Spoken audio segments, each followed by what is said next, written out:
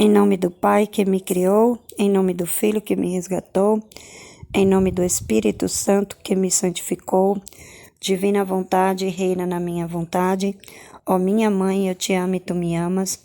Dai-me um gole da vontade divina para minha alma. Me abençoa, Mãe, para que todas as minhas ações sejam feitas diante de vossos olhos maternais. Divina vontade reina na minha vontade. Suprema majestade, eu venho em sua divina vontade, em nome de todos, do primeiro ao último homem que existirá na terra, para dar a ti as homenagens que tendes direito, as adorações, os louvores, o amor que cada criatura lhes deve, as ações de graças e fazer todas as reparações por todos e por cada pecado. Vem, Senhor, na tua divina vontade. Dou-te a minha vontade humana por meio do Imaculado Coração de Maria, que possui todos os dons e os frutos da divina vontade. Dai-me a tua divina vontade. Vem, divina vontade, nesta ação que estou a fazer e em todas as ações que eu farei durante este dia. Amém, fiat. Vinde, Espírito Santo, vinde por meio da poderosa intercessão do Imaculado Coração de Maria, vossa amadíssima esposa. Vinde, Espírito Santo, vinde por meio da poderosa intercessão do Imaculado Coração de Maria, vossa amadíssima esposa. Vinde, Espírito Santo, vinde por meio da poderosa intercessão do Imaculado Coração de Maria, vossa amadíssima esposa. Trecho meditado no dia 25 de abril de 2022. Livro do Céu, volume 2, trecho 46, 14 de julho de 1899. Jesus não pode deixar quem o ama. Meu adorável Jesus continua estes dias fazendo-se ver pouquíssimas vezes. Sua visita é como um raio, que enquanto se quer seguir, vendo-o, foge, e se alguma vez se detém um pouco, é quase sempre em silêncio. Outras vezes diz alguma coisa, mas assim que se vai, parece que se leva esta palavra junto com a luz que me vem de sua palavra. Então, quando ele vem ali, falar com ela, e quando ele vai, parece que ele leva a luz, leva a luz embora daquela palavra, o entendimento daquela palavra ali, que ele estava lendo para ela, que ele estava ditando para ela. Tanto que depois não recordo, aí ela não se recorda do que ele explicou para ela. Nada do que disse, e minha mente fica na mesma confusão de antes. Que estado miserável, meu amado Jesus, tenha piedade desta miserável, continue fazendo uso de sua misericórdia, Então ela se reconhece como miserável, como nada, E ela pede para que ele continue usando de misericórdia dela, Tenha misericórdia. Agora, para não me alongar e dizer dia por dia o que passei, direi aqui tudo junto. Algumas palavras que me disse nestes últimos dias. Lembro-me que depois de ter derramado lágrimas, amarguíssimas, Jesus fazendo-se ver e eu me lamentando com ele, porque me tinha deixado, chamou muitos anjos e santos e, dirigindo-se a eles, disse, Então ele chama os anjos e santos, disse, ouçam o que diz, que eu a deixei, digam-lhe, posso eu deixar aqueles que me amam? Então é uma coisa que a gente tem que entender, Aqueles que amam Jesus, Jesus não deixa, Ele não deixa. Então, ele queria explicar para Luísa isso. E os santos concordaram com o Senhor, e eu fiquei mais humilhada e confusa do que antes. Então, ele chama né, os santos e fala: digam para ela, né, expliquem para ela se eu deixo, né, se eu deixo a quem me ama, né? E ela ficou mais confusa e humilhada. Noutra ocasião, dizendo-lhe que no final acabarás por me deixar de todo, né? Disse-me, né? Então, em outra ocasião, em outro momento, já era outro momento que ele estava falando com ela, e ele fala: filha, não posso deixar-te, e como penhor disto, que em ti os meus sofrimentos. Filha, não posso deixar-te.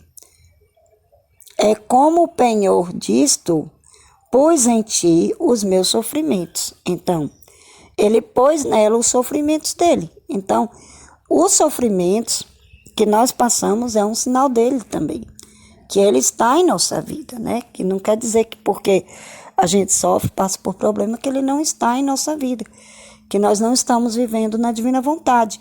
Depois, encontrando-me ocupada com o pensamento, como permitistes, aí ela fala: depois, encontrando-me ocupada com o pensamento,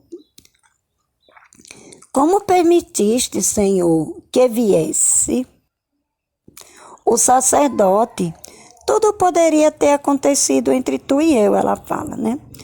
Aí ela está também, né, falando com Jesus, é um diálogo dela com Jesus. Senhor, não era, é como se ela dissesse assim: Senhor, não era necessário que o sacerdote viesse. Poderia ficar só eu e o Senhor.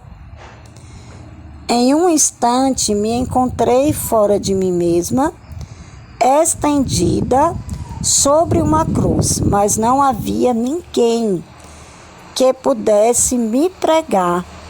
Eu comecei a pedir ao Senhor que viesse a crucificar-me, e Jesus veio e me disse, né? Então ele vai explicar para ela o quanto que é importante o sacerdote, né? Veja como é necessário que o sacerdote esteja no meio de minhas obras. E isto é ajuda também para cumprir a crucificação. É certo que se não há ninguém por ti, só não podes crucificar-te, né? Sempre se necessita da ajuda dos demais. Então, a Luísa, ela está relatando, né? Ela está relatando algumas palavras, alguns ensinamentos que Jesus dá para ela. E aí, nesse aqui, ela está falando sobre a necessidade do sacerdote, né? Porque ela fala: mas Senhor, só poderia ficar só eu e o Senhor. E já estava bom demais, tipo assim, né? A gente podia fazer tudo junto, só nós. E aí ele fala que para ela poder entrar no estado de crucificação, era necessário que o sacerdote viesse para poder ajudar ela, né? Ou qualquer outra pessoa, tipo assim, naquele momento ali, era o sacerdote que ia ser usado para colocar ela na obediência da crucificação. Mas a gente aprende, a gente entende que na divina vontade, tudo que nos coloca a obediência é Jesus. Então, se eu é uma pessoa, aquela pessoa que tem um esposo, né? Ele coloca ela na obediência, ela chega para ele e pergunta alguma coisa, tipo assim, às vezes ela quer fazer uma reforma, um exemplo, né? A casa está danificada, as paredes estão velhas, estão caindo o reboco e tal, né? E aí ela quer fazer uma reforma, né? Mas como que ela vai saber se essa reforma é a vontade de Deus? Então, às vezes Jesus fala, né, para ela no coração dela que é a vontade de Deus, mas ela não consegue ouvir audivelmente, né? Assim, ela não consegue entender. Ela tem um pouco de dificuldade para poder entender que é a vontade de Deus. E aí ela vai e pergunta para o esposo, né? Ela pergunta para o esposo dela. Meu bem, eu queria fazer. Eu estava pensando se não era melhor a gente pensar, né, em reformar a casa, né? Que as paredes estão estragadas, né? E se ficar desse jeito, pode aumentar mais. E aí, se o esposo dela falar para ela, sim, falar Fiat, né? Porque ele não vai falar Fiat, porque talvez ele não conheça a divina vontade. Mas se ele concordar, vai ser Jesus, né? Vai ser a divina vontade que quer que ela faça aquela reforma naquela casa, né? Mas se ele falar, não, vamos dar mais um tempo, vamos esperar um pouco, né? Então, ela vai ter que obedecer. É Jesus, é o que a divina vontade quer. Então, assim, por isso que ele explica para a Luísa que era necessário que tivesse sacerdote, né? Era necessário, ela não poderia entrar num estado de crucificação sozinha, né? Tanto é que a gente vê nos outros trechos que tem situações que ela entra, né? Que ela entra nesse estado e tem situações que ela não entra, né? Que ela sai, né? Que ele tira, que Jesus usa do sacerdote para poder colocar ela no estado de crucificação ou para poder colocar ela no sofrimento. E tem vezes que ele vem e ele coloca ela no estado de sofrimento e ele tira, mas era necessário a presença do sacerdote ali, ela tinha que se habituar com isso, né? E esses dias eu tava conversando com Jesus e eu tava perguntando para ele, eu falei assim, Jesus, por que os padres são tão difíceis da gente conseguir abrir a alma para falar com os padres, né? É muito difícil. É muito difícil a gente conseguir abrir a nossa alma verdadeiramente para falar com os padres, porque os padres, eles não entendem, sabe? Eles não entendem o que a gente fala. E aí é muito difícil para a gente poder abrir a nossa alma totalmente para um padre, para falar tudo, para contar todas as nossas experiências que a gente passa com Jesus, né? Então é muito complicado a gente achar um padre assim, né? Um diretor espiritual assim, né? Então a gente vê que hoje a maior dificuldade que a gente enfrenta é justamente nessa questão das revelações particulares, né?